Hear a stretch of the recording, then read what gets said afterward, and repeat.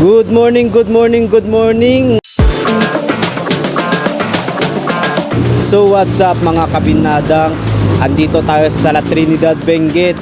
Yes naman, ating bibisitahin ang Strawberry Festival. Ano kaya ang nandito? Tara na mga kabinadang, samahan nyo ang iyong ka-convoy para tuklasin ang yamang ito. Tara na!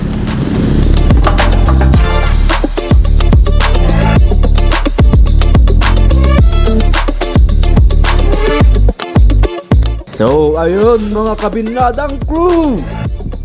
Dito sa Strawberry Festival Commercial Trade Fair, patok ang iba't ibang paninda tulad ng damit, mga laruan, at bulaklak. Siyempre, hindi matatawag ni Strawberry Festival ang kaganapang ito kung walang strawberry. May strawberry jam, strawberry wine, strawberry tanghulo, at samut-saring inumin na gawa sa strawberry. At dahil hot ako, halo-halo muna tayo na may strawberry. Sarap talaga ng halo-halo.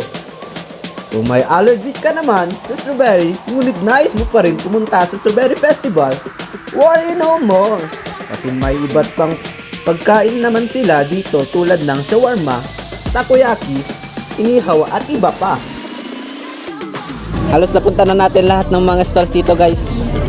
At itong aking ininom ay binili namin dyan sa gilid-gilid.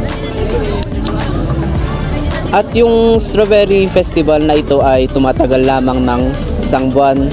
Isa sa mga activities nila dito ay horse racing.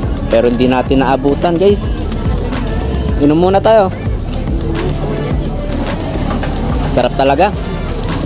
At kung maghanap kayo ng videos namin sa next, punta kayo sa Vex account namin. Yung link ay nasa description box. At yun na nga. Peace out mga kabinadang. Ito ang iyong kakamboy. Bye.